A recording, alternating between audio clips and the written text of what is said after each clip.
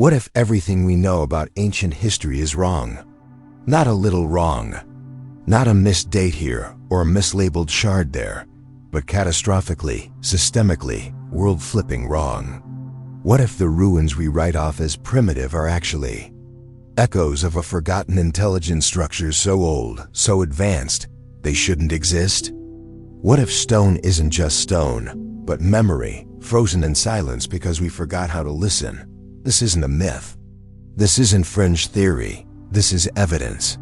Evidence buried under jungles, drowned beneath oceans, hidden in plain sight.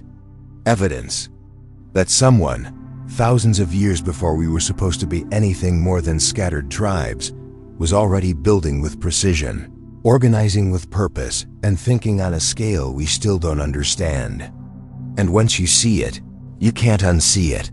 If these structures weren't built by primitive hands fumbling through the dark of prehistory, then who built them? And more importantly, why? Because if they weren't supposed to exist, yet clearly do, that means something is missing. Something massive. A chapter torn out of the human story. The timeline we've been taught of slow, linear progress from caves to kingdoms starts to unravel the moment you stare too long at a 12,000-year-old tower laid with perfect symmetry. You realize the past isn't just deeper than we thought, it's distorted. A mirror cracked by time, by erasure, by the arrogance of assuming we already know. But buried in the dust are clues, and they aren't waiting to be discovered. They're waiting to be remembered. At first glance, it's just another dusty mound on the banks of the Euphrates, a barely visible scar on the Syrian landscape. Nothing to mark its importance, no towering walls, no grand inscriptions, just silence and heat and time. But peel back the layers of sediment, sift through the forgotten soil, and Muribet begins to speak. And what it says, it doesn't just challenge history, it rewrites it from the ground up. This place, quiet, unassuming, sun-baked, dates back to as early as 10,200 BCE. That's not just old. That's pre-agriculture, pre-pottery, pre-everything. A time when, according to the textbooks, human beings were still nomads. Foraging, hunting, surviving. Civilization was still supposed to be thousands of years away. Cities weren't even a thought. Architecture was a cave, if you were lucky. And yet here, on this patch of Mesopotamian earth, a transformation was already underway. A shift so fundamental, so subtle, it didn't just change how people built their homes, it changed how they thought. Because at Muribet, we see something impossible. The transition from round to rectangular architecture. And that is not just a design choice. It is a revolution. In its earliest levels, Muribet begins the way you'd expect: simple round huts, constructed from plant materials and mud. Temporary, functional, tribal. These are the shelters of mobile people, people whose lives revolve around the next hunt, the next water source, the next season. But then, something shifts. Slowly, layer by layer, the site begins to change. The dwellings become more defined, more deliberate. The curves give way to corners. Circles are replaced by rectangles, not randomly, not chaotically. With intent, rectangular. Structures, stone foundations, mud brick walls. Division of space, internal compartments, some with central courtyards, others with thresholds and boundaries. And this is not just about where people slept. It's about how they organize their world. Because rectangles waste less space. They stack, they align, they create grids. And a grid isn't just architectural, it's mental. It means planning, zoning, hierarchy, function. Rectangles imply permanence, intention, future. But here's the problem. At this point in history, none of that was supposed to exist. These weren't farmers. Not yet. The people of Muribet were still foraging, hunting gazelle, gathering wild cereals, pulling fish from the river. There was no wheat surplus, no irrigation systems, no domesticated animals. And yet they were already behaving like city builders. They weren't pitching tents. They were laying roots. So the question echoes, why? Why build like this if you're not staying? Why design space if your life depends on movement? Who or what pushed them to evolve 1,000 years ahead of schedule? And then it gets stranger, because Muribet doesn't just hint at permanence.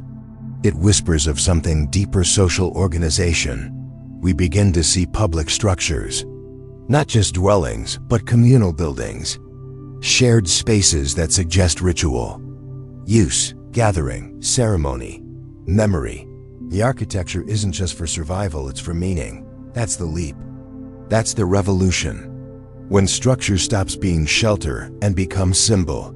Some buildings appear to have been used for grain storage, though agriculture here is inconsistent, unreliable, still in its infancy. That alone is baffling. Why store grain if you haven't yet mastered how to grow it? Why prepare for a harvest you can't guarantee, unless the knowledge came from somewhere else, or someone else, a memory passed down, a fragment of something older, now lost? And then there's the burn layer. At certain levels, archaeologists have found intentionally burned buildings, not accidents, not destruction by enemies, ritual burnings, homes and communal spaces deliberately set on fire before being abandoned. Charred timber, blackened clay, buried beneath layers of collapse, over and over, like a rhythm, like a rite, a cleansing, a farewell, or a cover-up. What were they hiding? Because here's the thing, this pattern of building, burning, abandoning, it doesn't make sense if you're just trying to survive. This is cultural, symbolic. It suggests belief, identity, a story we don't have, a tradition we can't trace, but one they took seriously enough to bury themselves, literally and figuratively. And mainstream archaeology shrugs. It can't explain the leap from round to rectangle. It can't explain how a mobile, pre-agricultural group built with a kind of foresight and architectural logic we don't see again until thousands of years later. It can't explain why people who weren't supposed to have permanence were building like they intended to last forever. And maybe they did. Because Muribet isn't an isolated glitch. It's part of a pattern, a ripple in the human story where, across the ancient world, civilizations seem to appear not gradually, but suddenly, with knowledge they shouldn't have, skills they weren't supposed to know, ideas that feel imported, not evolved.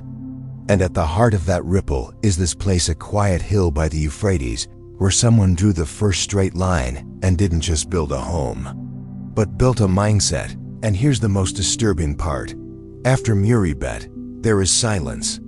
No gradual development, no clear next step.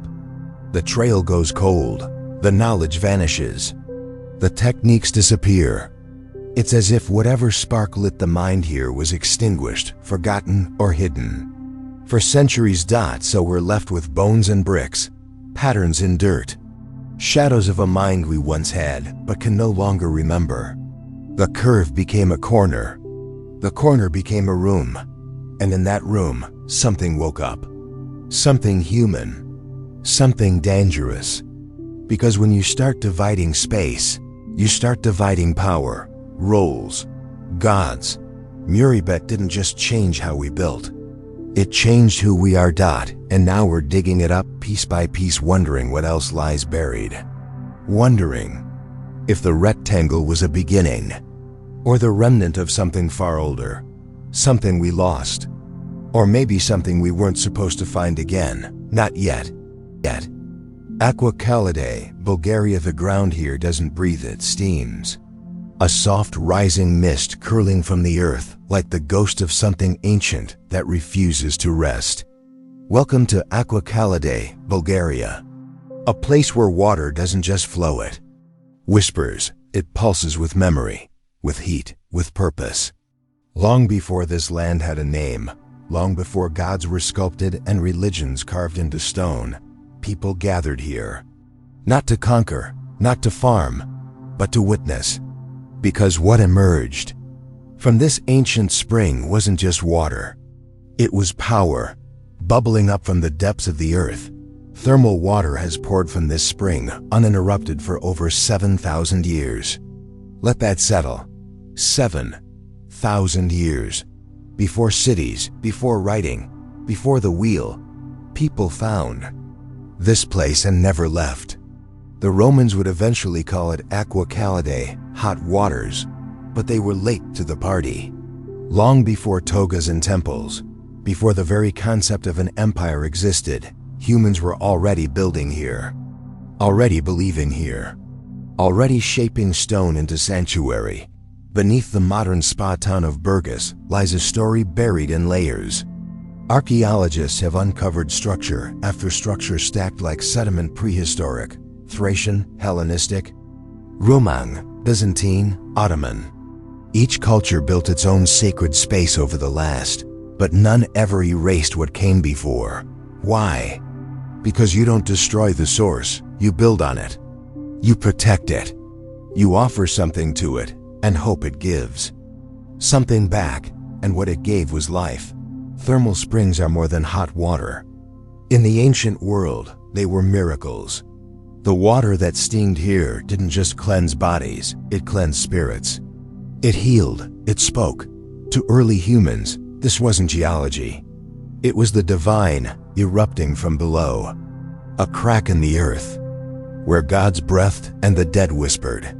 And if that sounds poetic, it's only because we've forgotten what they knew. Because even without writing, without math, without maps, they knew this place mattered. The oldest layers of aqua calidae date back to the Neolithic period, placing it among the earliest known sacred thermal sites in the world. And here's what makes it extraordinary. The architectural remains from these early periods show an obsession with alignment, structure, and ritual. We're not talking about crude huts or campfires. We're talking about foundations, platforms, carved channels, spaces shaped around the spring with intent, with respect, with awe. They weren't building for shelter. They were building for something other. Evidence suggests these early inhabitants created pools, primitive, but functional, channeling the spring's heat into designated bathing areas. But more than hygiene, it was ceremony. Offerings have been found: charred bones, broken pottery, deliberately placed stones surrounding the ancient watercourses. These weren't trash pits. They were ritual deposits. Sacrifices, maybe. Prayers in physical form, left behind for whatever lived beneath the heat. And the Romans? They didn't invent anything here. They just amplified it. By the time they arrived, the Thracians had already established the spring as a regional spiritual center. The Romans, true to form, paved it in marble, built domed bathing halls, engineered aqueducts. Aqua calidae became a destination, a place where generals and emperors came to be healed. Justinian himself ordered renovations in the 6th century. But even he knew not to touch the source, because the source was sacred. And here's where it gets unsettling. There are underground chambers here, sealed rooms buried beneath layers of stone. Some are dated to prehistoric periods with no inscriptions, no imagery, no function that makes sense to the modern eye. They're not homes, they're not storage. They're too smooth, too symmetrical, too intentional. Who built them? And what for? Some archaeologists believe they were ritual sanctums, spaces designed not for the living, but for presence, for something unseen, a force, a god, or a memory. Others point to the acoustic properties of the chambers, how sound reverberates inside them, how whispers turn into echoes. Was this deliberate?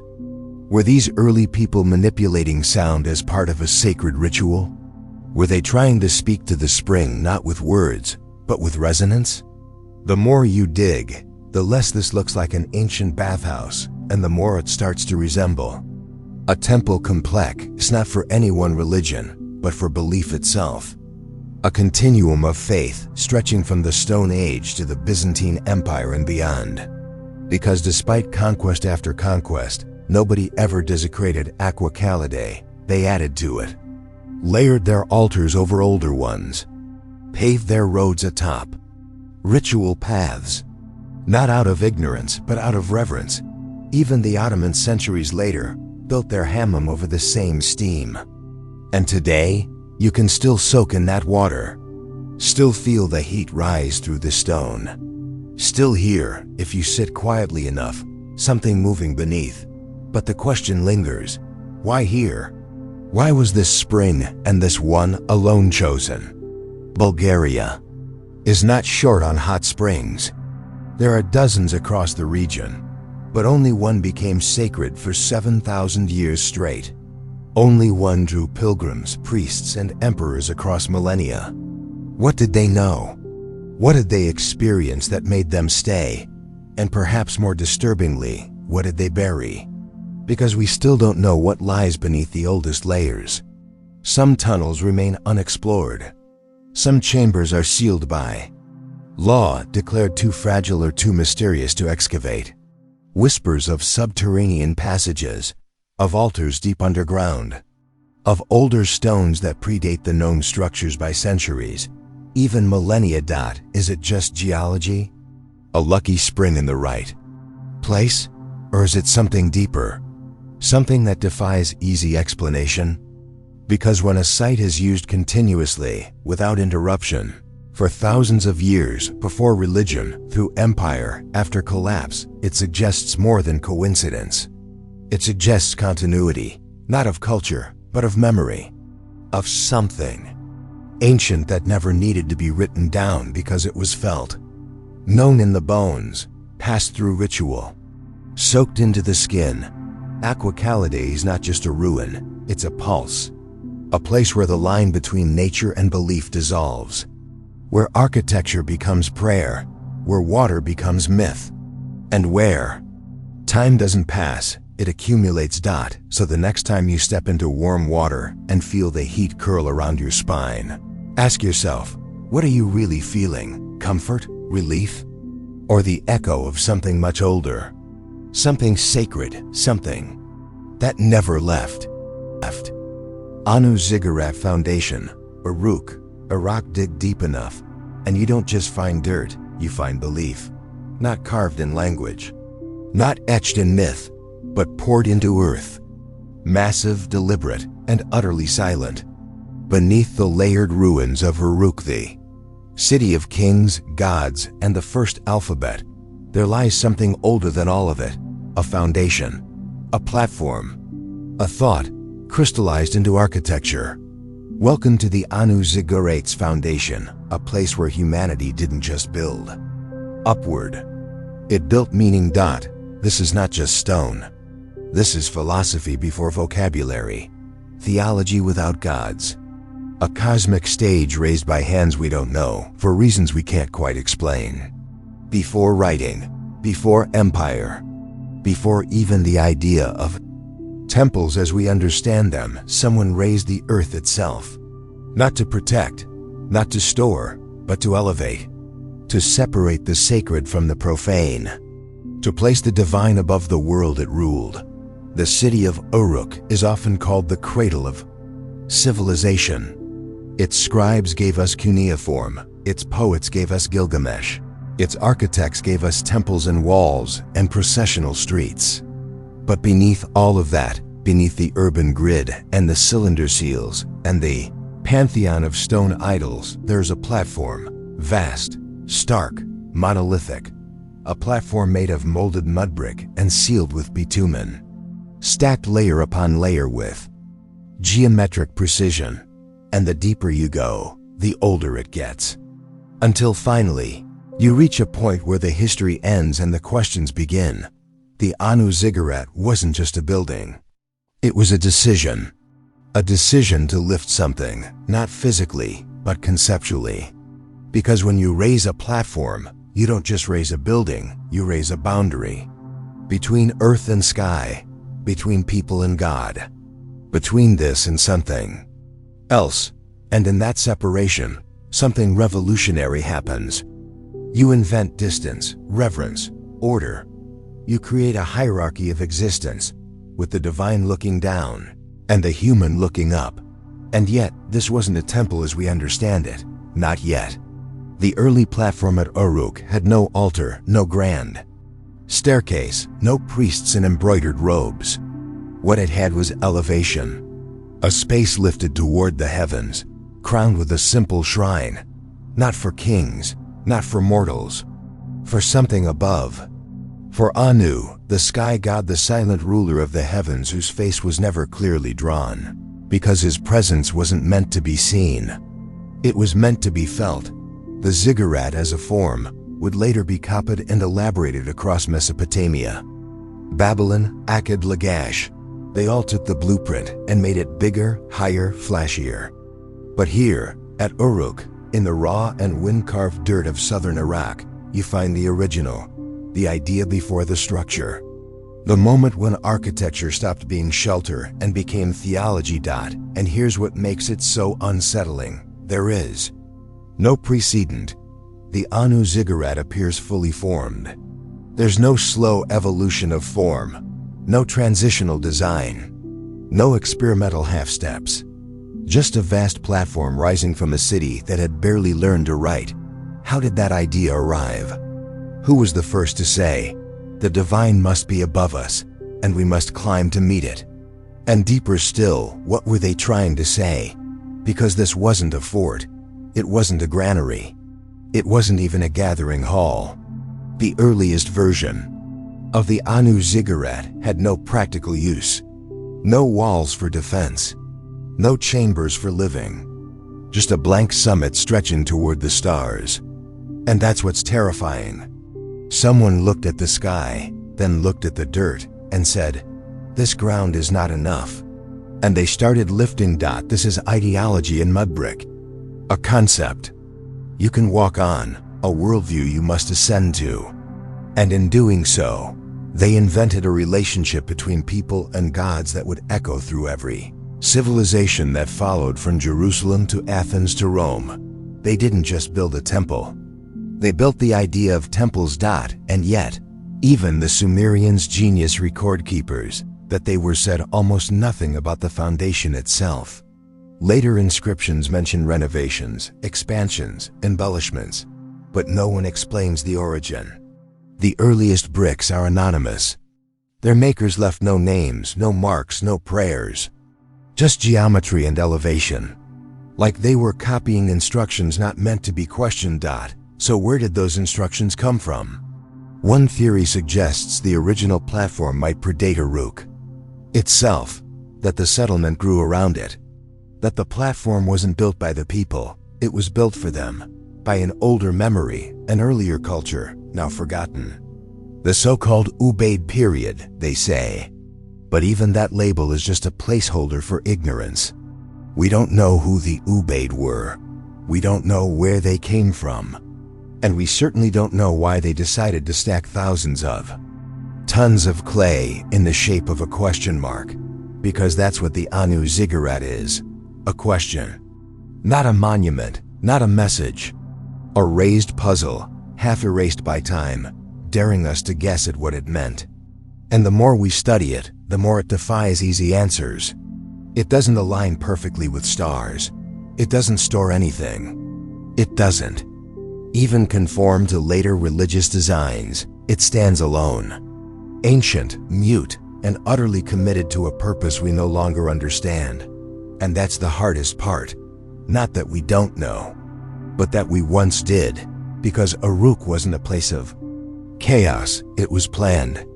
The city was gridded, zoned, structured. They had writing, math, law.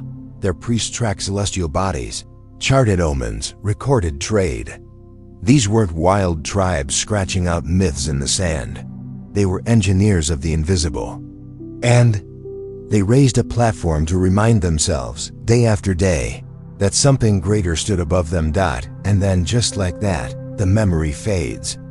Over time, the ziggurat is buried, rebuilt, repurposed. Shrines become temples. Temples become ruins. The platform becomes foundation for something newer, something grander. But no one ever destroys it. No one ever dares remove its core. Because even as its builders are forgotten, the shape remains. The idea remains. You can bury meaning, but you can't kill it. So now we're left with this. A lump of earth in southern Iraq, eroded, excavated, ignored by tourists, revered by few, but it's still there, still waiting, still standing like a thought someone once had that was too big to say out loud, so they built it instead. A platform, a question, a God without a name. And once you see it, once you understand what it really is, you realize it wasn't built for the gods at all. It was built for us. To remember where we came from. And to wonder where the first idea came from, before there were even words to describe it. Moai of Clava, Scotland. There's a silence in the glen, but it's not empty. It's thick, weighted, as if the stones themselves are remembering something older than memory, older than myth, something still humming beneath the moss. At first glance, Moai of Clava looks like a forgotten garden, a quiet circle of stones nestled among trees east of Inverness, Scotland. But wait, stand still. Feel the pull. These aren't just rocks, this is a machine. A message. A monument not to power or war or kings, but to the sky. Here, in this unassuming highland clearing, lies a prehistoric riddle built from geometry and faith. 3 cairns, 2 passage graves, 1 unspoken purpose. The Moai of Clava complex is over 4,000 years old, dating to around 2500 BCE, right in the heart of the late Neolithic. No writing, no wheels, no metal. And yet someone shaped this sacred space with an architectural precision that defies everything we thought these people were capable of. Because these cairns do something strange, something chilling. On the winter solstice, when the dying sun crawls its last arc across the December sky, light pierces the entrance of the 2 passage graves. It slides down their stone corridors and illuminates the inner chambers, as if reawakening the dead. Once a year, 1 moment. Perfect alignment. That's not an accident. That's design. Let that sink in. Before the pharaohs built pyramids, before the Minoans carved palaces into stone, someone here in the windswept north of Scotland was already aligning death with the cosmos, already measuring light, already binding architecture to astronomy in ways that still confound modern engineers. They weren't just stacking stones. They were charting time. Each of the 3 cairns is different. 2 are passage cairns, with narrow tunnels leading to burial chambers. 1 is a ring cairn, with no passage at all, open to the sky, as if meant not to contain but to channel. All 3 are surrounded by standing stones, arranged in deliberate patterns. But they're not all the same height. In each ring, the tallest stones face southwest toward the setting sun. The shortest stones face northeast, toward the rising winter light. Why? Was it symbolic? Functional? Did the tall stones cast shadows to mark the season's passage? Or was it spiritual, an attempt to guide the soul through darkness toward the light? And then there are the carvings. On several stones you'll find cup marks, small circular indentations pecked into the rock. No one knows what they mean. Are they constellations? A calendar? A map? Some stones bear multiple marks, as if layered. Messages were being left for someone, maybe for the dead, maybe for the gods, maybe for us. But here's the catch. No 2 stones have the exact same markings. It's as if each one is speaking in a dialect we've lost the ability to translate. According to mainstream history, this shouldn't be possible. These cairns were built by people considered primitive tribal groups with no written language, no central authority, no advanced tools. And yet the layout of Clava suggests knowledge of solar cycles, celestial geometry, and a symbolic architectural grammar we still haven't cracked. They didn't just build with stone. They built with meaning, and what they built has endured. The cairns at Clava have stood for over 4,000 years, long after the people who built them vanished, long after their beliefs were forgotten, The Romans never touched them. The Christians avoided them. Even modern Scotland has let them stand in quiet defiance. Why? Because you don't move something. That feels older than time, but perhaps most unsettling is this. Clava isn't unique. Across the British Isles, from Callanish to Newgrange to Stonehenge, we see echoes of the same design. Circular forms, solar alignments, carved stones marked with cup and ring motifs. No central empire connected these sites. No known language united these people. And yet they all seem to be speaking the same visual code, as if they shared not just a culture, but a cosmic blueprint. So what was Clava? A burial ground? A calendar? A temple? Or all of the above? Some archaeologists suggest these cairns were part of a ritual landscape spaces where death wasn't an end, but a transformation, where light and stone and memory intersected to create something sacred. A moment once a year where the dead could see the sun one last time. But others believe Clava was never meant for the dead at all. They argue that the cairns are resonant chambers, that sound, not light, was the key. That certain frequencies echo differently through the passageways. That the cairns may have been built for ritual chanting, trance states, altered consciousness. That what mattered was not what you saw, but what you felt. And yet, no tools have been found, no bones in some chambers, no artifacts to confirm these were tombs. Just the stones, aligned, arranged, silent. So the mystery remains. Why did they build it? Who taught them how? And how did people supposedly just emerging from the Stone Age come to master the mathematics of the cosmos? Balnwaran of Clava doesn't offer answers. It doesn't shout. It whispers, in geometry, in light, in shadow. It speaks in the only language that survives long after myths and empires and names are gone. Alignment. And once you see it, not just as a ruin, but as a message, you realize the builders weren't trying to be remembered. They were trying to remind us that we are not separate from the stars, that death is not the end of light, that even in the darkest moment of the year, the sun returns, and someone long before history began wanted us to remember that forever. Bago Earthworks. Jana, you walk through the grasslands of Brongahafogana, and you'd never know you were standing on the bones of a city. No pillars, no ruins, no towers leaning into the sky. Just low ridges in the earth, nearly swallowed by time. But look closer. These aren't natural rises. They're embankments, curved, sculpted, deliberate. They form arcs and angles where chaos should be. Beneath your feet lie the ghost lines of an ancient city, Bago, and the earthworks that once held it together. This was no village. Bago was an urban sprawl, home to tens of thousands, pulsing with trade, belief, and conflict.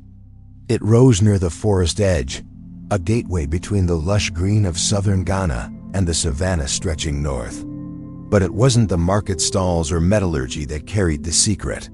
It was the earth itself, sculpted into ridges, mounds, and ditches, forming a system whose scale is still barely understood. They weren't just building homes. They were engineering terrain. Some ridges run for hundreds of meters, spaced and curved with shocking precision. Excavations have revealed defensive embankments, ritual platforms, walled zones, all constructed without mortar or brick. Just earth, shaped, compacted, moved with purpose. These weren't the scattered ditches of a desperate village. This was a city designed for defense, for organization, for control, and yet almost no one talks about it, because the Bago earthworks were barely studied until the 20th century. Even now, they remain largely unexcavated, just blips on archaeological radar. A few trenches here, some potsherds there. But the true blueprint of Bago remains buried. And in that silence lies the mystery. Who built it? The people of Bago were part of the Bron Kingdom, part of the vast trade networks that stretched from the Niger River to the Gold Coast. They dealt in iron, ivory, cloth, and perhaps most importantly, in memory. oral tradition in the region, speaks of Bego as a spiritual stronghold, a place of ancestral gravity, a city where rituals were performed not in temples, but on shaped land, which changes everything, because if the earth itself was sacred, then these embankments weren't just defense. They were ceremony, they were symbol, they were architecture of belief.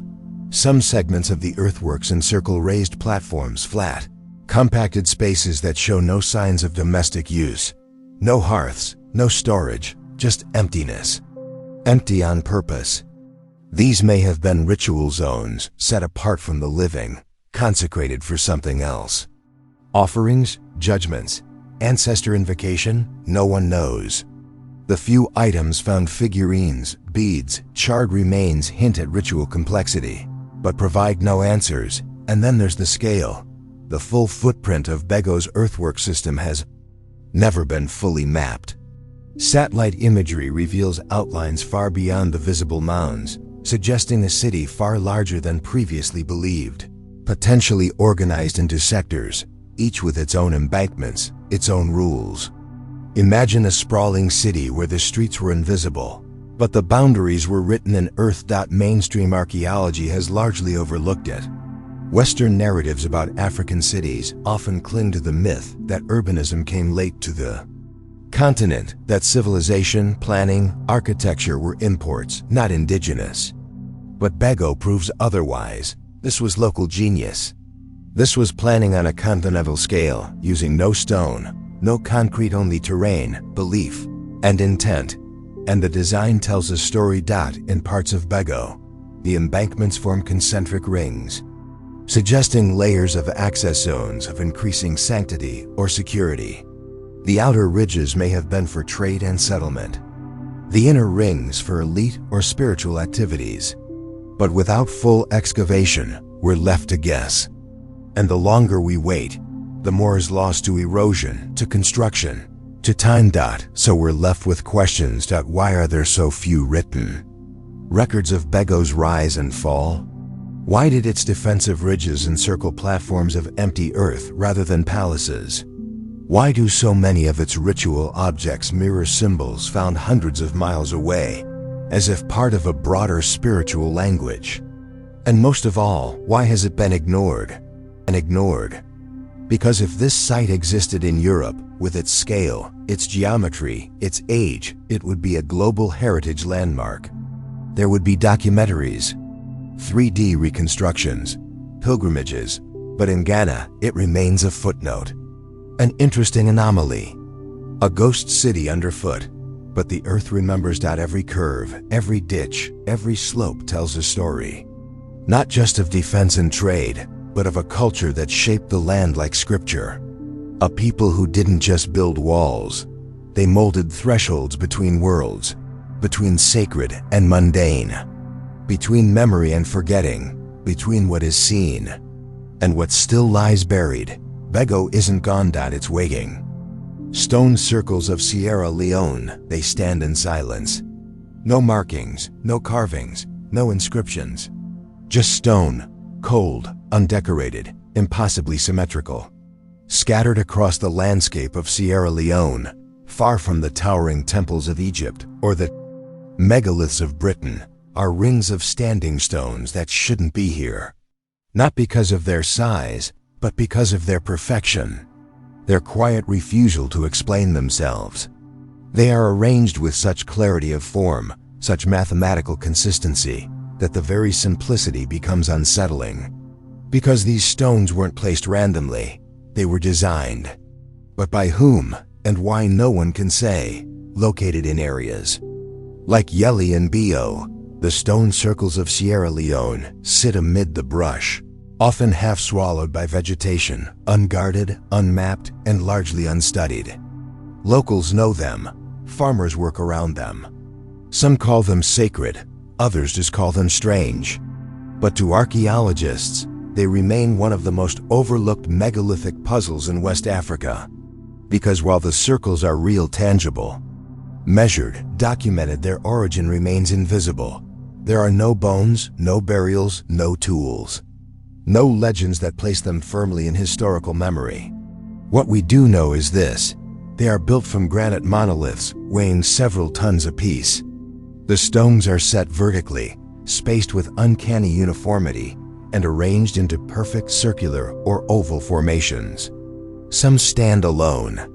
Others are found in clusters, as if forming a broader ritual landscape, and they are old. Very old. Carbon dating of nearby soil layers suggests the circles could date back over 1,000 years, possibly more, long before colonial records, and long before any local kingdoms had writing to document such structures. And yet, the precision of their layout implies planning, measurement, foresight. These weren't built in haste. They weren't the result of trial and error. They're the product of a mind trained in geometry, guided by something more than just necessity. And still, they are utterly plain. No carvings, no reliefs, no animal figures or celestial motifs. Unlike Stonehenge or the Nabta Playa circles in Egypt, there are no alignments to the solstices, no documented astronomical significance, at least none yet uncovered. But perhaps that's the point. These stones don't try to tell you anything. They don't dramatize their own existence. They just are, and that's what makes them disturbing, because simplicity at this scale requires intention. Some group decided that these formations had meaning, that a ring of granite monoliths stripped of symbol was enough. And in doing so, they may have left us with a message encoded not in myth, but in form. A message we no longer understand. Mainstream narratives about sub-Saharan Africa often gloss over sites like this. The assumption lingers that monumental architecture wasn't common here, that megalithic expression was limited to Egypt, Ethiopia, or imported through trade. But these circles suggest something different, something homegrown, ancient, and entirely unaccounted for in our timelines, because this isn't isolated. Across West Africa, from Senegambian stone circles to the inland mounds of Mali and Burkina Faso, there are echoes monuments. In stone, built without writing, yet pulsing with intelligence. The Sierra Leone circles are part of this larger web. But unlike the Senegambian circles, they show no obvious funerary purpose, no central burial, no grave goods, just geometry. Which raises a deeper question. Were these circles meant for the dead or for the living? Were they temples, calendars, tribal markers, or something else entirely? Some researchers speculate they were ritual spaces designed for gatherings, initiations, or spiritual observance. Others think they may be territorial markers, rooted in social memory long forgotten. But the truth is, we don't know. We've barely begun to look, and maybe that's the most haunting part.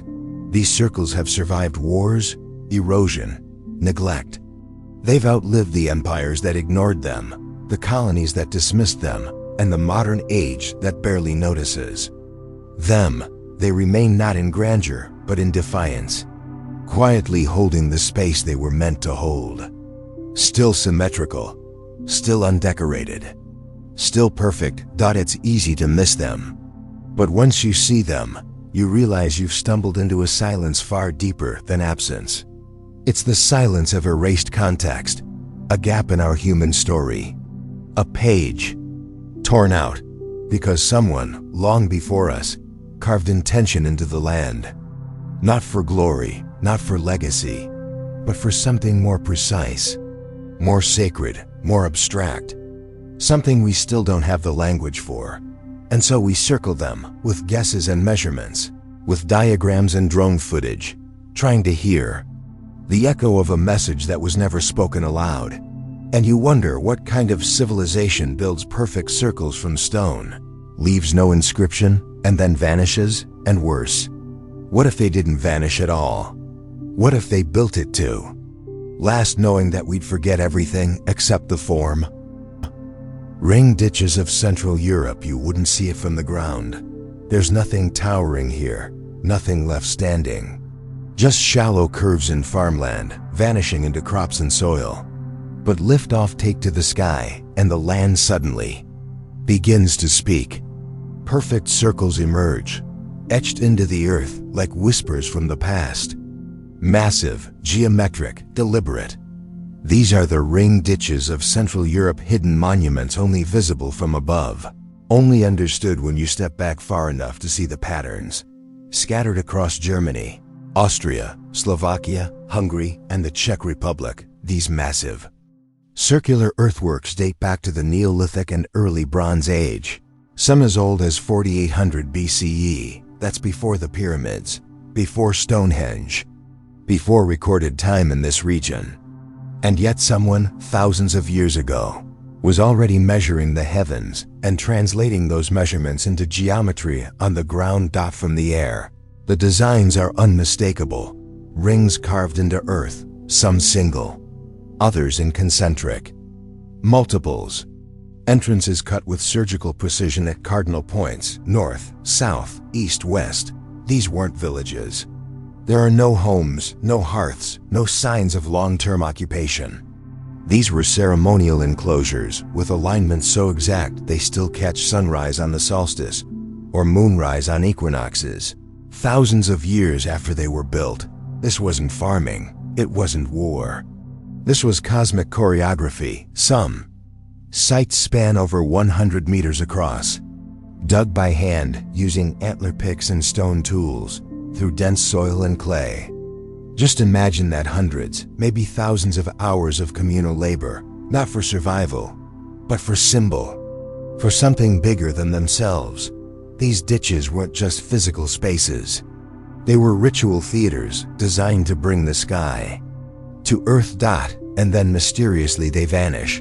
Around 4600 BCE, these ring ditches stop appearing. The people who built them either moved on, changed rituals, or were absorbed by other cultural forces. But they left no texts, no carvings, no written myth to explain their purpose. Just rings in the earth.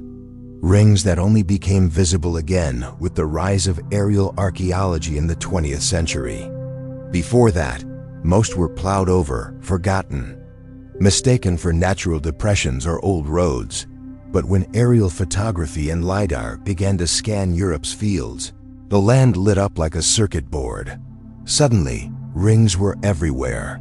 Some overlapping, some isolated, some positioned in star-like constellations across the countryside. No two are exactly alike, and yet they share a mathematical grammar, a shared understanding of symmetry, orientation, and proportion that defies the image of so-called primitive prehistory.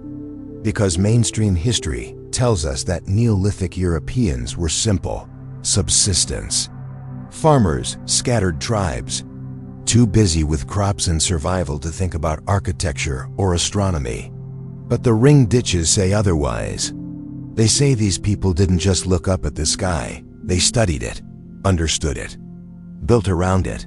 Some sites even show evidence of solar calendars, marked by wooden posts now long gone, but whose positions are preserved in post holes. Others suggest lunar alignments or ritual tracking of Venus cycles, knowledge that, according to conventional history, these people should not have possessed, and yet they did. So where did it come from? There's no single answer. Some link the builders to the linear pottery culture, others to the funnel baker culture, still others to unnamed proto-societies lost in the fog of time. But none of these cultures left a written legacy. None of them explained why so much effort was poured into building circles you could only see properly from the sky. Were they marking territory, performing rites, mapping the heavens? Or were they doing all of these at once? And if so, who taught them how? There are no known connections between these Central European sites and other famous circular monuments like Stonehenge or Göbekli Tepe, and yet the form repeats. The circle, the alignment, the focus on light and shadow, on time itself. As if certain symbols emerge universally, not from contact, but from a shared inner logic. A geometry of the human spirit, reaching for meaning in a vast, unknowable sky. But unlike Stonehenge, the ring ditches of Central Europe are almost invisible to the naked eye. They were never built to impress. They weren't meant to last forever. In stone, their power came from their precision, not their permanence, from the act of alignment, not the monument itself. Perhaps that's the most modern thing about them, because in many ways, these ancient rings resemble data coded into the earth, silently holding their structure through millennia, waiting for the tools to decode them. And now that we've found them again, the question becomes, what did they mean? What message were they encoding into dirt and shadow and starlight? And why, after centuries of building them, did they suddenly stop? Was it cultural collapse? Climate? A shift in belief? Or did the people who made them know their time was done, that the rings had served their purpose, and now it was time to let them fade? Whatever the answer, they left no words, only forms, only rings.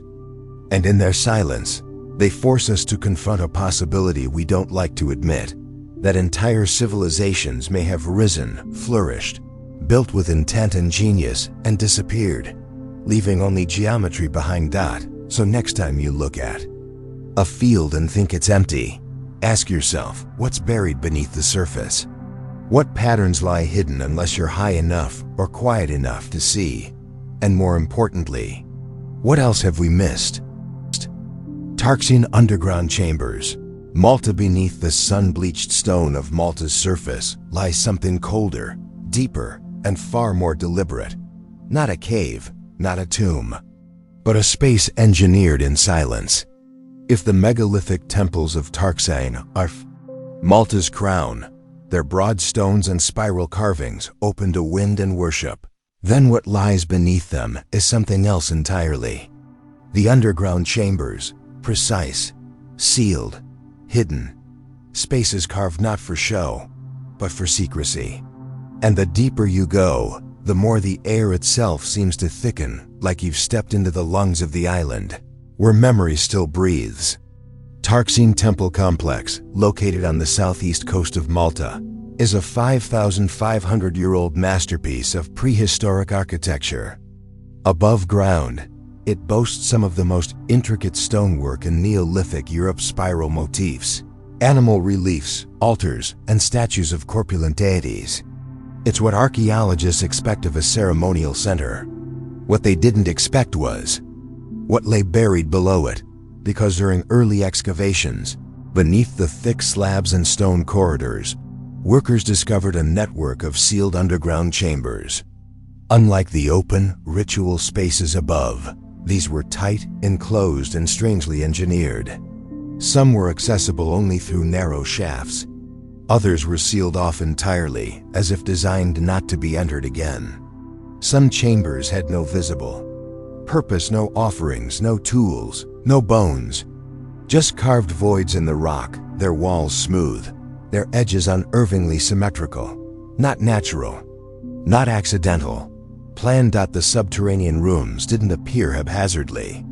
They mirrored elements of the temple above, aligned along the same axes, repeating its curves in tighter, darker spaces. And yet, they were completely devoid of decoration. No spirals, no altars, just emptiness. Which begs the question, what were they for? Mainstream archaeology struggles with this. Above ground, everything makes sense. It fits the model: early religious expression, communal worship, fertility rituals. But below, silence, symmetry, secrecy. No cultural narrative explains it. And yet, someone spent enormous effort to carve, smooth, align, and seal these chambers, thousands of years before writing reached the island. One theory suggests these were ritual chambers for elite priests, spaces of restricted access, perhaps linked to trance, initiation, or burial. But no human remains were ever found in them. Another posits they were resonance chambers, engineered to amplify sound. And it's true, some chambers, especially the smaller domed ones, exhibit unusual acoustic properties. Whisper in the right spot, and the sound carries, wraps, echoes, as if the chamber is alive, responding. Were these sonic rituals? Places where Voice and vibration met stone to create altered states. Or were the chambers meant not to be heard, but to contain something? Even stranger is the craftsmanship. These chambers were not roughly hacked from stone. They were painstakingly carved into Malta's hard limestone, smoothed with precision that modern tools would struggle to replicate in such tight spaces. Some are so well cut they seem almost machined. And yet, they predate metal tools, they predate wheels, they predate even the Egyptian pyramids. And then, the ceiling. Many of the chambers show signs of having been deliberately closed in antiquity. Not collapsed, sealed, entrances filled with stone plugs, passages walled off with fitted blocks. Someone went to great lengths to ensure no one would enter again. Why? To preserve something? To hide something? Or to prevent something from getting out? We like to think we know how early civilization unfolded. That society moved from caves to temples in a slow, predictable arc. But Malta shatters that idea. These chambers suggest a level of engineering, abstraction, and intent that has no place in the standard timeline. Who were these builders so obsessed with both access and denial? So attuned to sound, form, and hidden meaning? And most haunting of all, why do we find no equivalent structures anywhere else? Even on Malta itself, the above-ground temples have parallels across the island. But the underground chambers of Tarxene stand alone, unique, unmatched. As if whoever built them possessed knowledge no one else had or wanted knowledge. No one else could find Dot, so we are left with a paradox. We have the stones, the spaces, the measurements, but not the meaning, not the story. Not even a fragment of oral tradition to anchor it. Just geometry and silence, and the deeper you descend physically or intellectually, the more you realize these chambers weren't made to be understood. They were made to be remembered, or feared. Dolmens of Huesca, Spain. They sit on ridgelines like forgotten sentinels. Small, silent, and weather-beaten stone boxes tucked into the hills of northern Spain. The wind slides through them without resistance. No doors, no ornament, no echo. Just presence. This is Huesca, in the foothills of the Pyrenees. A place of rugged solitude where fields rise into slopes and slopes turn to sky.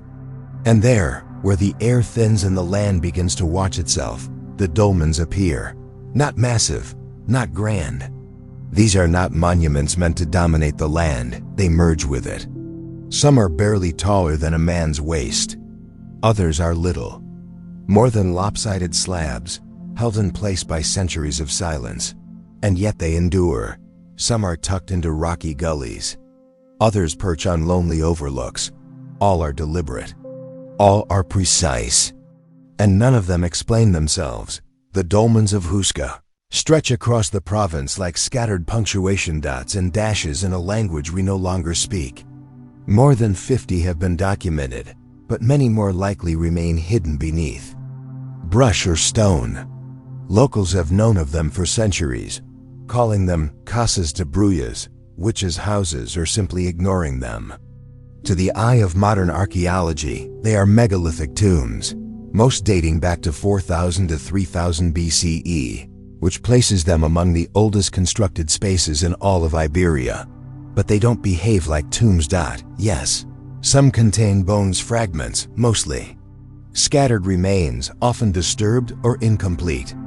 No grand burials, no treasure, no clear markers of ritual. In many, no remains are found at all. Just a stone chamber, half collapsed, half intact, staring into an empty sky. And that emptiness is what lingers, because these dolmens don't just sit in the landscape. They choose their positions. Nearly every dolmen in Huesca is placed on elevated terrain. Hillsides, outcrops, places with wide views of the surrounding valleys and mountains. They aren't hidden. They aren't tucked into forest or buried in lowlands. They're watching points, positions from which one can see far and wide, sometimes in all directions. And yet, no one knows what they were watching for. This isn't an isolated pattern. It's systemic. The dolmens were built with alignment in mind, though not always to the sun or moon, as one might expect. While some show rough solar orientations, many appear to be pointed toward mountain peaks, river junctions, or unknown points on the horizon. This suggests something more abstract, a spiritual geometry, a map of meaning now erased. The dolmens vary in shape, but the design principle is consistent. 2 or more upright stones support a capstone, forming a chamber with one open end. Some are short and rectangular. Others are more circular or trapezoidal. A few are surrounded by low stone rings or cairns. But even in their variation, they share an aesthetic of containment, a defined interior, an intentional void. And here's the strangeness: they're too small to be practical. A full adult can't stand inside most of them. The chambers aren't large enough to hold multiple bodies. There's no space for ritual gathering. No altars, no fire pits. They're not rooms. They're thresholds, doors to somewhere else. But the only thing on the other side is earth. So what were they? According to conventional narratives, these dolmens were burial markers, primitive graves erected by early farming communities. But this explanation feels thin. It doesn't account for the effort, the alignment, the positioning. It doesn't explain the absence of remains in many cases, or the fact that these structures were built at significant elevation, requiring tremendous effort to transport stones uphill, when flatland construction would have been far easier. And then there's the loneliness. Unlike the clustered tombs of other Neolithic cultures, where cairns and passage graves often form cemeteries or collective ritual spaces, the Hüska dolmens are isolated. One here, another miles away, each one alone. No nearby settlements have been found. No villages. No enclosures. They seem to have been built away from life, in places where the landscape itself became part of the ritual. This suggests something deeper than burial. Something metaphysical. Were they portals? Markers of celestial events? Anchors in a spiritual landscape that connected sky to stone? Or were they simply the only permanent things in a world otherwise made of wood, bone, and breath? And here's the question that breaks the pattern: why continue building them? The dolmen building culture in Hüska endured for centuries, possibly over 1,000 years. Generations came and went. Farming practices changed. Climate shifted. But the dolmen form remained, consistent, reverent, unexplained. That kind of cultural endurance requires meaning. And whatever that meaning was, it was never written down. Spain has no shortage of megalithic sites. The dolmens of Antequera are grand, dramatic, and align with solar events. Galicia has stone circles, rock art, and burial mounds filled with symbolism. But Hüska is quiet. Hüska is empty. Its dolmens whisper instead of shout. And the silence is its own kind of language. Modern attempts to explain them often rely on analogies. They're like X. They resemble Y, but Hüska resists comparison. These dolmens are anomalies even within their own category. Understudied, underfunded, left in peace not out of reverence, but neglect. But perhaps that's exactly how they were meant to be seen. Alone, exposed, and eternally waiting. Because standing beside one, with the wind curling around the stone, you don't feel history. You feel distance. You feel like you're trespassing. Like something once powerful happened here and then, deliberately left no trace. Even the most intact dolmens in Hüska don't tell you what they are. There's no entry point for symbolism. No spiral carvings. No bullhorn motifs. Just angles, shadows, the sound of your own breath echoing between slabs. Some visitors report a sensation of being watched, though no human ever lived here. Others feel nothing at all. And perhaps that's the point. Because what if these dolmens weren't built for the dead? What if they weren't even built for us? What if they were statements, expressions of belief in form without function, in sacred geometry whose purpose has been lost? Or worse, what if they were seals? Doors not to the underworld, but from it. Locks made of stone, positioned precisely to contain whatever was once believed to linger between the hills and the stars. What if their emptiness isn't failure, but success? What if the silence is not absence, but containment? And that leads to the final, quiet horror. We're not even sure we found them all. Many dolmens lie unrecorded, buried, crumbled, forgotten by GPS and satellite. How many sit in the underbrush, unvisited? How many still wait beneath the soil, watching from beneath centuries of dust? And more unsettling, what happens when we open them? Islands of Lake Titicaca, Peru, Bolivia begins with silence. High above the clouds, where the air thins and breath becomes a conscious act, there's a body of water that should not exist. Lake Titicaca, cold, vast, still, at over 12,000 feet above sea level. It's not just the world's highest navigable lake, it's a mirror to something older, stranger, and deeply forgotten. And scattered across its shimmering surface, or hidden within its depths, are islands that defy explanation. Some float, others are anchored in stone. But all of them speak quietly, symbolically of a lost world, a civilization, or perhaps many that didn't just live here, but believed something began here. The lake straddles the border between Peru and Bolivia, nestled between ranges of the Andes.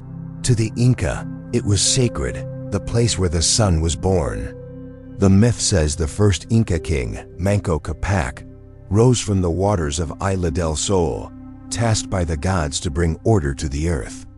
But that story, majestic as it is, came late.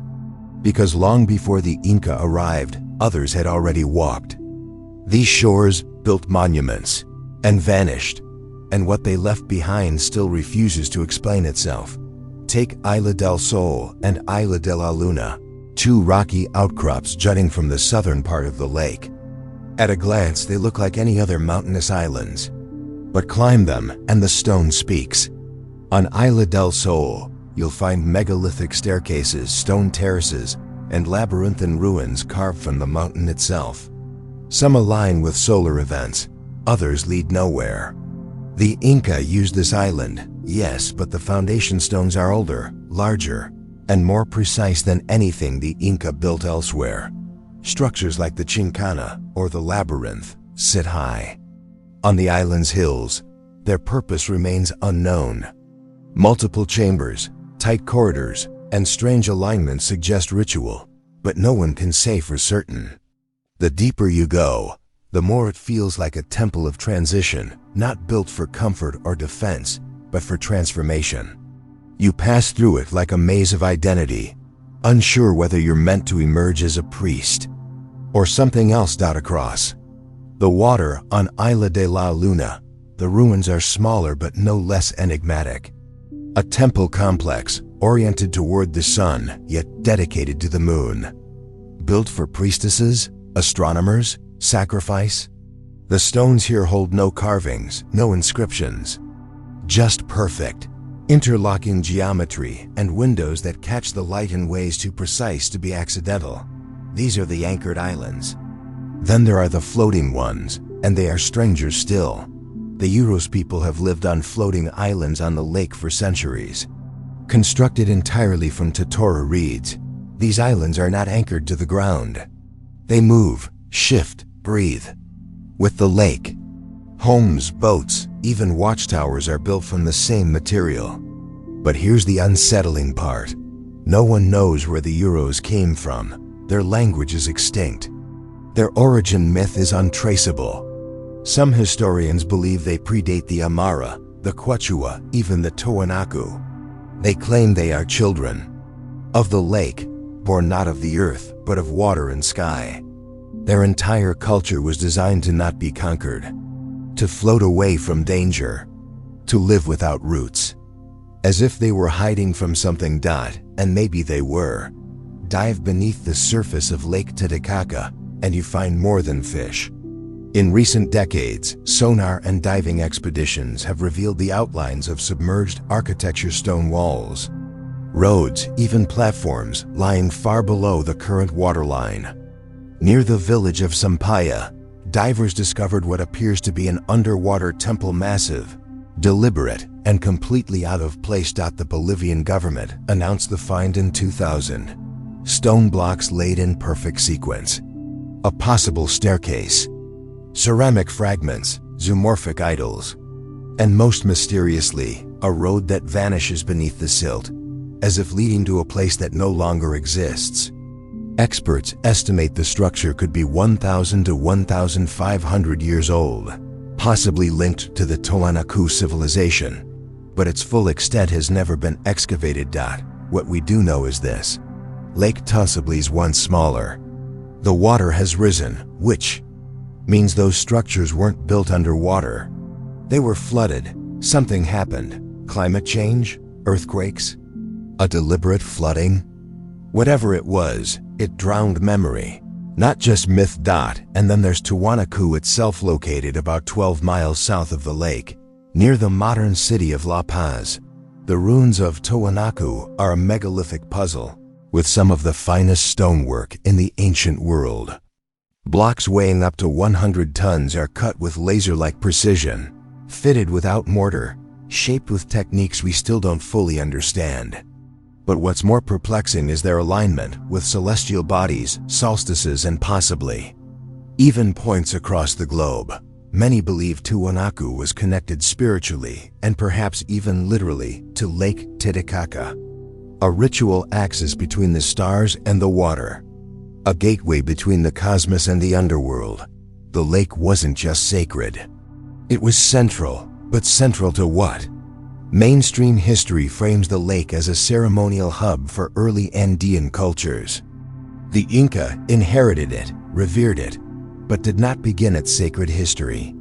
That belongs to the pre-Inca, the proto-Tiwanaku, and whoever came before them. Civilizations that left no names, only stones. Civilizations that seemed more concerned with precision and elevation than conquest or legacy. Because here's the deeper mystery. Why build at all? Why carve platforms at 12,000 feet, where oxygen is thin and crops are difficult? Why create floating islands to avoid the land entirely? Why dig underwater roads or raise moon temples in desolate silence? The lake offers beauty, yes, but it also brings hardship. It freezes. Storms whip across it without warning. And yet people kept returning, kept building, kept worshipping. Perhaps they knew something we don't.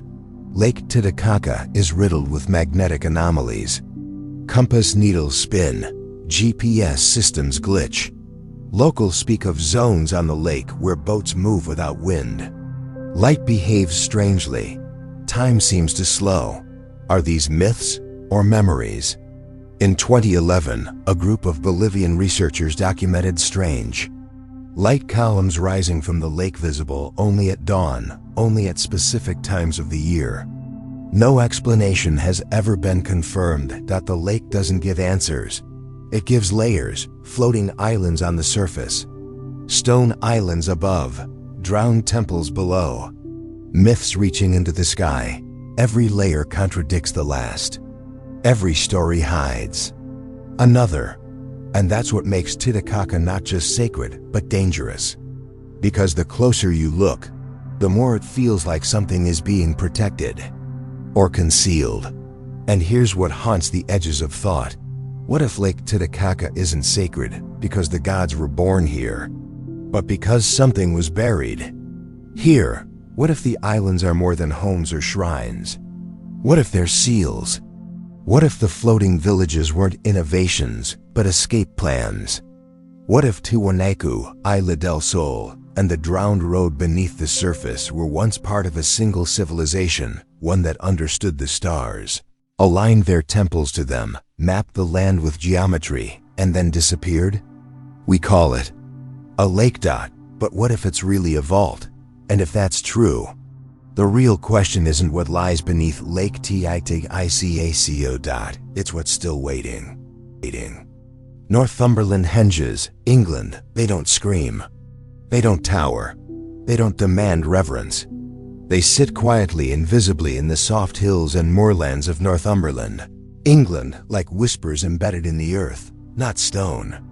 Not ruin, just curved impressions in the soil. At first glance, you'd miss them entirely. But rise above drone plane, satellite, and the land begins to speak in circles, enclosures, rings, ditches in the grass. Henges, built thousands of years ago, now almost entirely reclaimed by time, and that's what makes them haunting. These are not the stone henges of tourist photos, not the grand trilithons of Wiltshire. These are the forgotten henges of Britain earthwork rings, hidden under sheep pasture and hedgerows. Yet they are just as deliberate, just as aligned, just as ancient. And in Northumberland, where history clings to mist and wind, they are everywhere. From sites like Millfield North, Yeavering, Thornborough, and Woolley, the pattern emerges, perfectly circular ditches, sometimes double-banked, measuring between 20 and 100 meters across. The entrances, if they exist, are often to the southeast, hinting at solar awareness.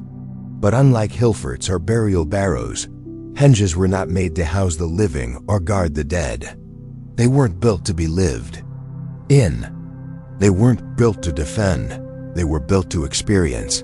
The Northumberland henges are some of the oldest ritual enclosures in the British Isles, dated roughly to the late Neolithic, around 3000 to 2500 BCE. That means they predate most known writing systems, predate the Great Pyramid, predate even the circular stone phases of Stonehenge itself. And yet, the henges remain almost untouched by mainstream myth. No legends, no epics, no heroic tales to ground them. Just rings in the earth, too precise to be natural, too quiet to be explained. What makes them anomalous isn't just their age, it's their design. Many of these henges are built in groups, clusters of circular earthworks across a landscape, sometimes spaced evenly apart, sometimes forming subtle alignments with rivers, hills, or stars. The Millfield Basin, for instance, is home to a remarkable hengescape, multiple enclosures dotting the landscape like a prehistoric code. Archaeologists believe the area may have held as many as 10 henges, all built within sight of each other, yet varying in size and structure. This wasn't random. The henges form a kind of ritual geography, a sacred terrain of movement, procession, and alignment, yet none contain permanent buildings. None are true enclosures. Their banks are often internal, meaning the ditch lies inside the bank, a construction style with no defensive logic. It's as if they were designed to hold space, not to keep things out, but to keep something in. Excavations yield few clues. Some sites reveal post holes, suggesting timber circles once stood at their centers. Others contain burned earth, fragmented pottery, animal bones, signs of ritual, feast, sacrifice. Nothing conclusive. No texts, no carvings. Only dirt shaped in circles, refusing to clarify. Compare this to the narratives we've built around other henges. Stonehenge, Uvaberry, the Ness of Brodgar, where astronomical alignments and elaborate mythologies help fill in the blanks. But in Northumberland, the blanks remain blank. These henges weren't preserved as sacred. They weren't woven into medieval folklore. They were abandoned, plowed over, forgotten. And yet, they're still here. LiDAR scans and aerial surveys have exposed dozens of them in recent years. Some now exist only as shallow ridges, barely a few centimeters tall. Others, like the henge at Yeavering, lie beneath. Later historical structures, including a medieval palace and a royal Anglo-Saxon court. In that case, the henge was used as a foundation, not physically, but symbolically, a choice suggesting that later societies still felt something at these sites, even if they no longer remembered why. So what were these henges? Traditional archaeology posits that henges were ritual gathering spaces, sites for ceremony, seasonal rites, perhaps astronomical observance. And certainly, Many align roughly with solar and lunar cycles. But that doesn't explain their emptiness.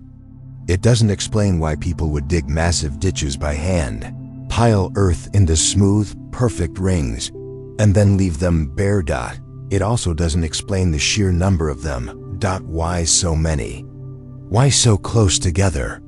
If one henge served a community's spiritual needs, what did the others do? Were they built for different clans, different gods, different initiations?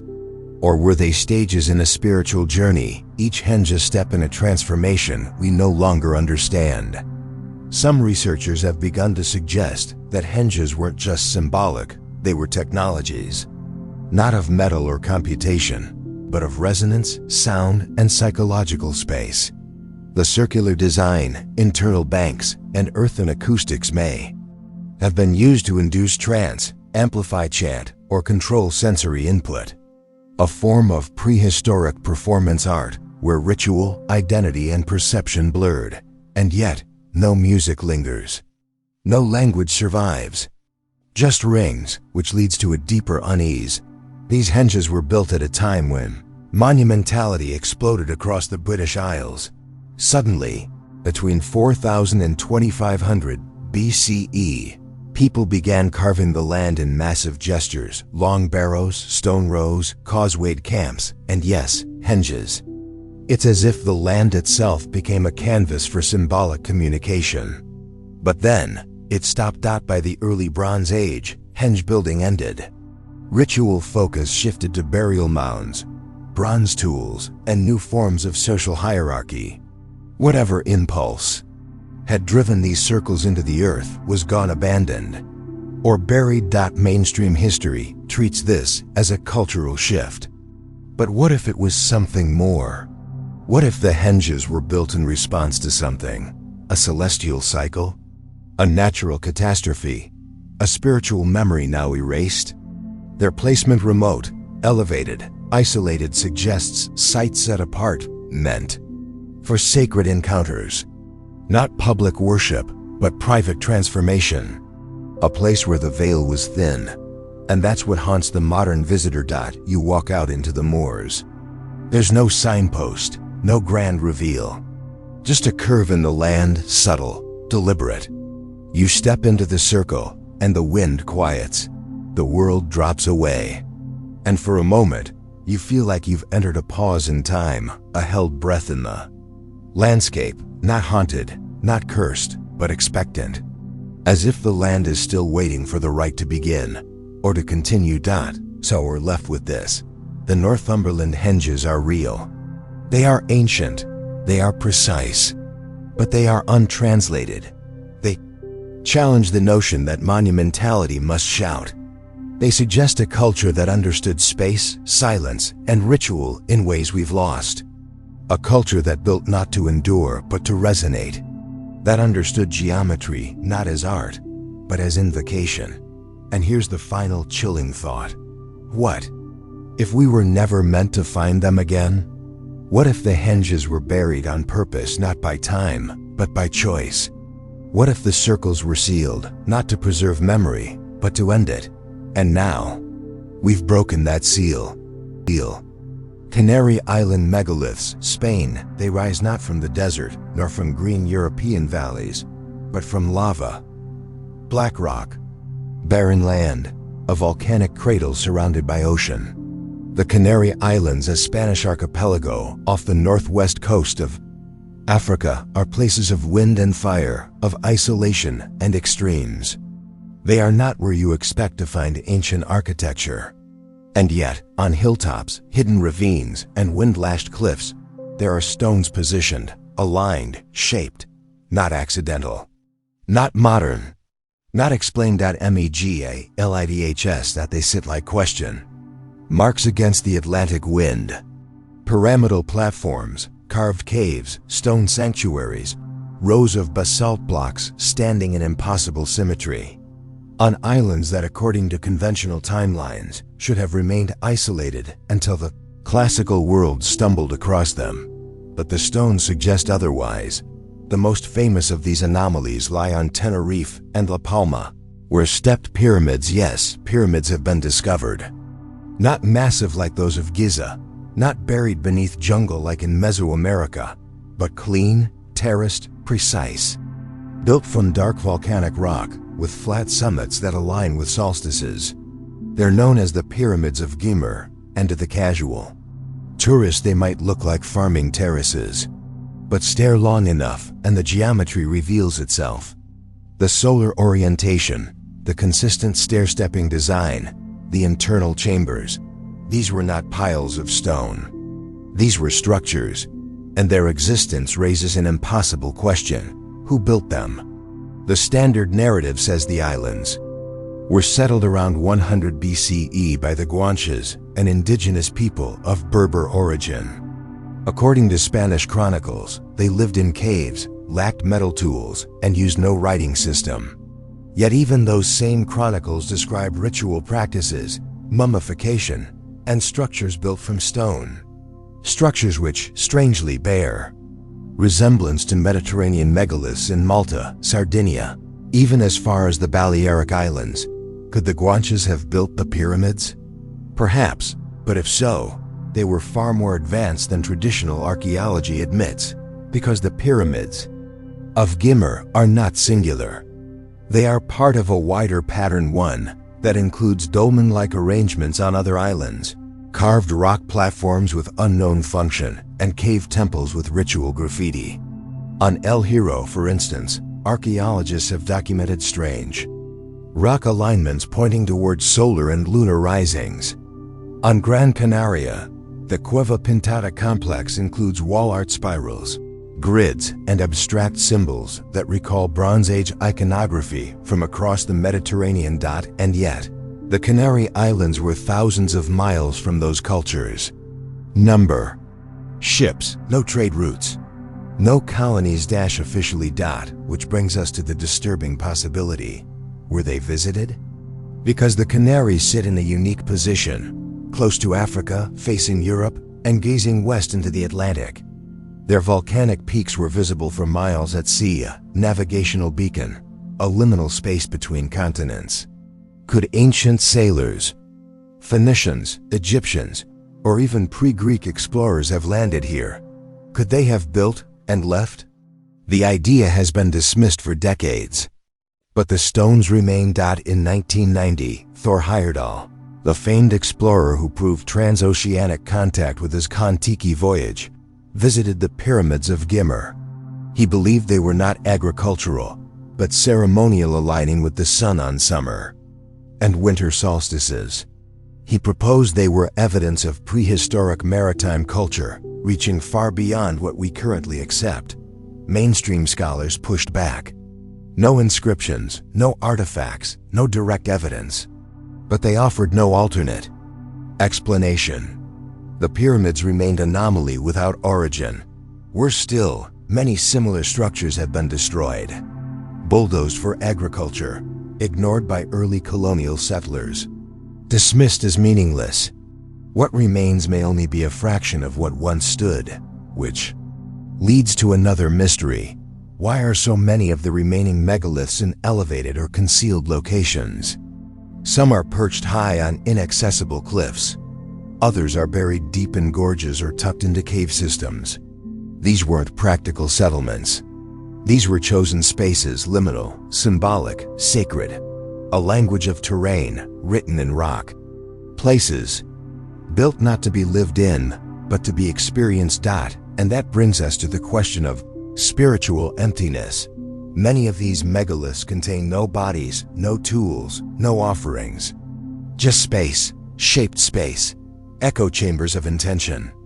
The platforms have no altars, the caves have no grave goods. They are architectural gestures, not functional buildings. Was this a form of non-verbal worship? Was it ancestral memory encoded in shape and shadow? Or were these spaces built for rituals we no longer understand, ones that required only position, silence, and the right sky? And speaking of the sky, many structures on the islands show hints of astronomical alignment. At Gimer, multiple pyramids line up with the rising and setting sun at solstices. Elsewhere, Stones point to the major lunar standstill, a rare event that only occurs every 18.6 years. This is not peasant farming knowledge. This is celestial precision. So who had it?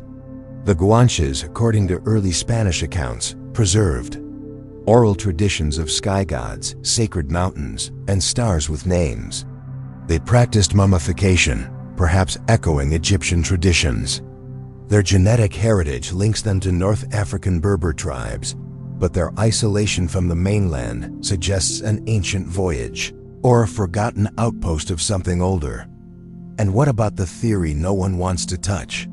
That the Canary Islands weren't just stopping points, but remnants of a lost maritime civilization, one that mapped the stars, understood sacred geometry, and left behind structures not for shelter, but for signal. That maybe, just maybe, these megaliths are breadcrumbs, markers of a knowledge that once spanned oceans. We've seen this theory flirt with Atlantis, and the moment that word enters, discussion shuts down. But strip away the myth and look at the pattern. Islands on the edge of known worlds, with inexplicable architecture, astronomical alignment, spiritual silence, and geometric obsession. If that's not a signal, then what is? And the final twist? Most of the archaeological exploration on the Canary Islands remains incomplete. Political boundaries, funding gaps, and academic conservatism mean many sites are barely surveyed, let alone excavated. Some are visible only in satellite imagery. Others lie beneath farmland. Still others are known only from oral memory, passed down by the last surviving Guanche families before their cultures were erased. So what else is out there? How many stepped platforms lie under centuries of soil? How many cave temples are sealed by rockfall? How many stone alignments are waiting, undiscovered, to once again catch the light of a solstice dawn? We like to think we know the edges of ancient civilization, that the known world grew from the Fertile Crescent into Greece and Rome, then outward. But the Canary Islands challenge that timeline. They speak of an earlier reach, a forgotten arc of movement, and perhaps of something watching the sun rise and set long before history began. And here's the chilling thought. Maybe they were trying to remember something. Or worse, maybe they were trying to make sure we wouldn't. Dolmens of the Korean Peninsula, South Korea, they stretch across the hills like scars from a forgotten war. Thousands upon thousands of massive stone slabs balanced on upright supports, creating table-like chambers that dot the landscape from coastal plains to inland valleys. Not scattered randomly, but organized, geometric, planted. This is not one or two, not a dozen or 100. This is a monumental silence, spanning centuries. Welcome to South Korea, home to the largest concentration of dolmens on Earth. More than 30,000 remain standing. Possibly twice as many once existed. No other country even comes close. And yet, barely anyone outside the region speaks of them. They are known as goindol in Korean. The word feels simple, understated, but what they represent is anything but. These are not markers of tribal rites or local graveyards. This is a continental phenomena, a massive, coordinated effort that stretches from the northern borders of the peninsula down to its southernmost tip. Dolmens aligned, grouped, built across generations. We are told they are burial sites, that they mark the graves of elite leaders from the Bronze Age, roughly between 1000 BCE and 300 BCE. But this explanation falls apart when you look closer. Because not all dolmens contain bodies, many are empty. Others contain bone fragments that have been disturbed, removed, or never placed there at all. And then there's the scale. Some dolmens are modest human in size, made from manageable stones. But others are monsters. Like the one at Gangwa Island, a capstone weighing over 80 tons, lifted and placed by unknown hands, using no wheels, no cranes. Just knowledge, just will. Just a civilization that knew exactly what it was doing and why. But why?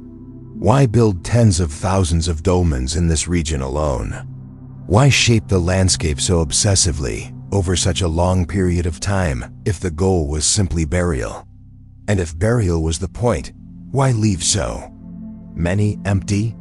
The locations only deepen the mystery. Dolmens are almost always found on elevated ground hilltops, slopes, ridgelines. Some overlook rivers, others face mountain passes. But most are placed in spots that suggest viewing, not concealment, not privacy. These were meant to be seen. They create lines, fields of vision, vantage points. This wasn't a necropolis. It was a network. Archaeologists have tried to explain it through culture, saying these were the ruling elites of chiefdoms asserting their power through monumentality. But that assumes a level of uniform political control that didn't exist. There is no evidence of a unified state during this era. And yet, somehow, across hundreds of miles, people were building in the same way, using the same form, with the same spiritual minimalism. Because these dolmens aren't decorated, there are no carvings, no inscriptions, no iconography. Just form, just pure geometry, a flat slab, two supports, a void. And that void is what speaks, because the dolmens of the Korean peninsula aren't just impressive, they are deliberate expressions of absence. Their design is consistent, mathematical, clean. It's as if their builders believed that space itself was sacred, that the emptiness between the stones mattered more than anything placed inside it. A spiritual architecture built not for gods, but for geometry. And perhaps for the sky. Several dolmen sites align with astronomical events. Capstones positioned to catch the rising sun at solstices. Chambers oriented toward stars. In some clusters, the layout of dolmens across a valley echoes constellations, a stellar mirror laid across the earth. Were these calendars, observatories? Or were they messages written in stone, intended not to be read but felt? If they are messages, we've forgotten the language. Modern Korean society moves around them. Roads bypass them. Cities grow near them. But few stop to ask, what were we trying to remember? These structures predate writing on the peninsula. They predate Confucianism, Buddhism, even agriculture in some regions. Whoever built them was not echoing the known world. They were reaching into something older. And the deeper you go, the stranger it gets. Some dolmens are found in exact geometric arrangements. Others are aligned along magnetic anomalies. Still others are buried under soil, discovered only by accident or through LiDAR scanning. Many appear in groups of 3 or 4, often placed at intersections of natural features, where river bends meet valleys, or where mountain shadows fall. It's as if the entire landscape was a sacred map, and the dolmens were its nodes. What were they connecting? Mainstream archaeology refuses to speculate. It sticks to the narrative: elite burial, ceremonial purpose, socio-political symbol. But that narrative breaks when you face 30,000 unexplained structures, many of which contain no trace of human remains, and yet required unimaginable effort to construct. This wasn't a funeral culture. This was an obsession. And then there's the sound. Some researchers have begun studying the acoustic properties of dolmens. The way wind funnels through the chambers. The way sound resonates between the slabs. The hollow, echoing boom of a voice or drum inside the structure.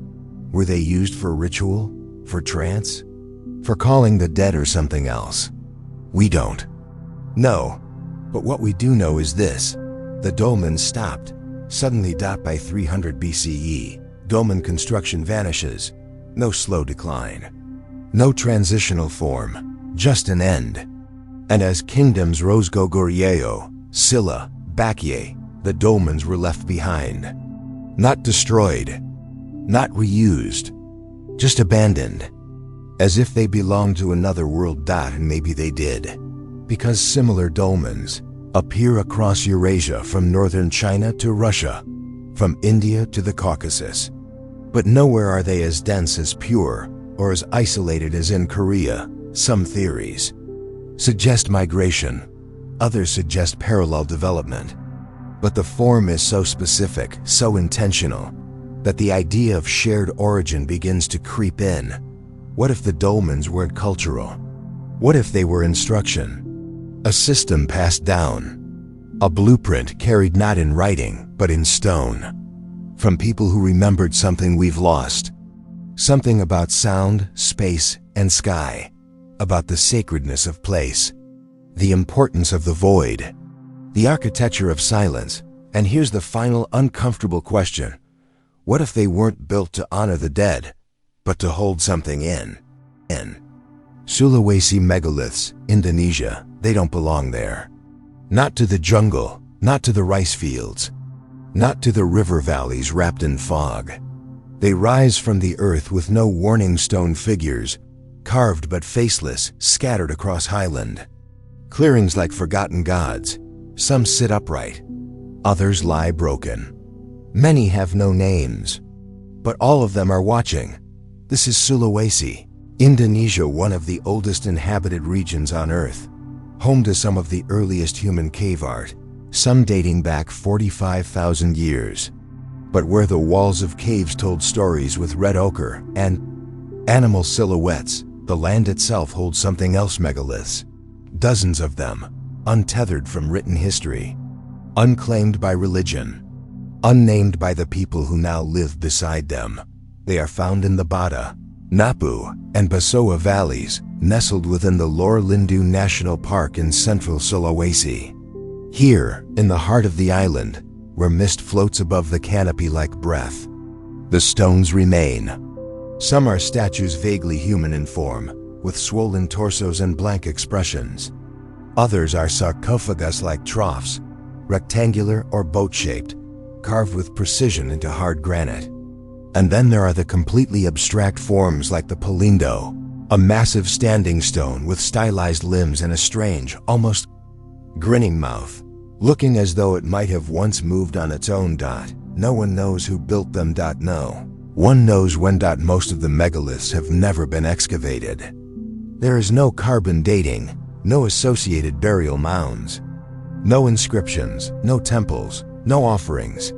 Just stone, shaped and left behind, isolated, waiting in the wild.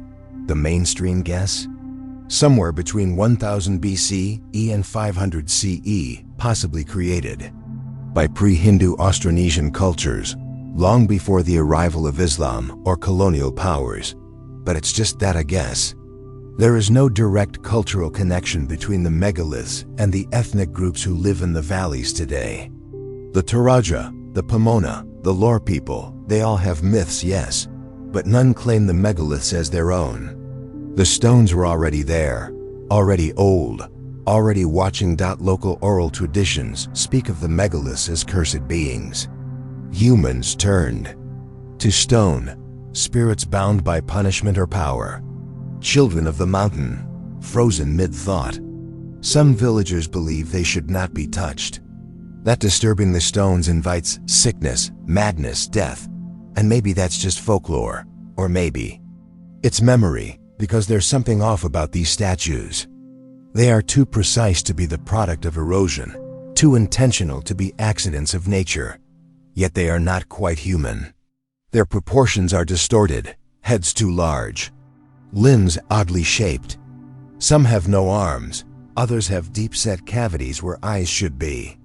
The effect is not reverence, it's unease. Why carve so many figures if they weren't meant to depict deities, ancestors, or rulers? And why abandon them? The distribution of these megaliths is also strange.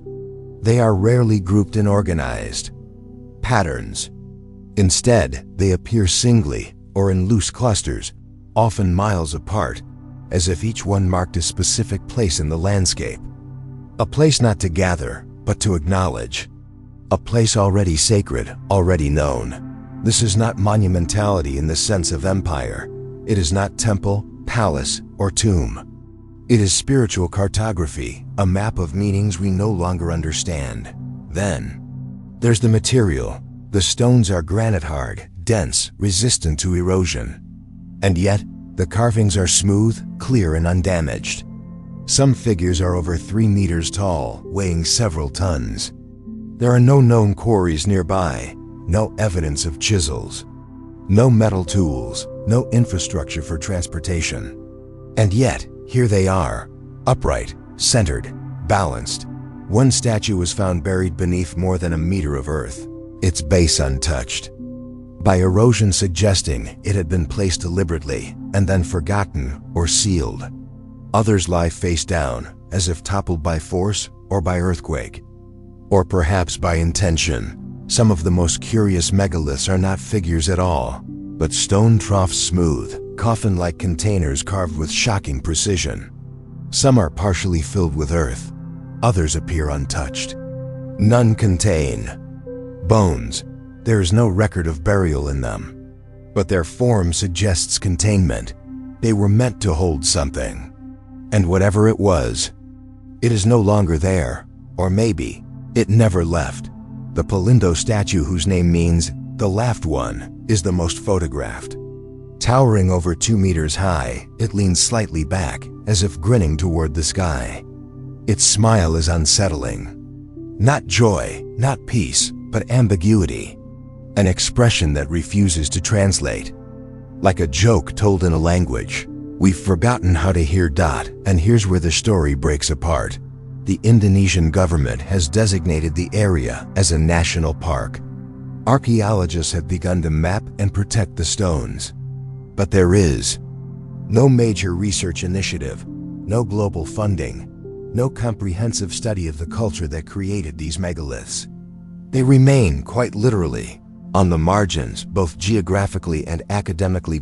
Compare that to the resources poured into Stonehenge, the pyramids, Göbekli Tepe. Why not here? Because Sulawesi lies off the narrative grid. We are taught that megalithic culture radiated outward from the Near East, that advanced stoneworking developed slowly, logically. But Sulawesi breaks that logic. It shows sophisticated expression in a place far from the cultural cores of Mesopotamia or the Mediterranean. It shows intentional geometry in the absence of writing. And it suggests that humans long before empires were already marking the earth with symbols meant to last forever. And then there's the timeline. Sulawesi's caves hold the oldest figurative art in the world, dating back over 45,000 years. Hand stencils, animal scenes, pig hunts. This means humans here were not only thinking symbolically, but creating meaning millennia before writing, millennia before cities. So here's the unsettling idea. What if the megaliths are far older than we think? What if they are not Bronze Age at all? What if they are echoes not of a forgotten kingdom, but of a forgotten epic? What if the megaliths are the only surviving physical memory of a people whose culture was erased not by war, but by time itself? Because these stones do not tell stories. They hold questions. Who carved them? What tools did they use? Why are some buried, some broken, some still standing? What were they watching? And perhaps most chilling of all, what did they once hold? Because in the valleys of Sulawesi, surrounded by jungle and sky, the silence of these megaliths is not empty. It's full, heavy, charged. Not forgotten. Just waiting. When the earth begins to speak, history isn't found in books. It's carved in stone, buried in silence, and waiting to be remembered. If you want to keep uncovering these lost megastructures, the ones built before time, before history, before explanation, then hit that subscribe button, like the video, and turn on the bell so you never miss what's still hidden beneath the surface. And tell us in the comments, which ancient mystery do you want us to explore next? Because the past is not done with us, and we're just getting started.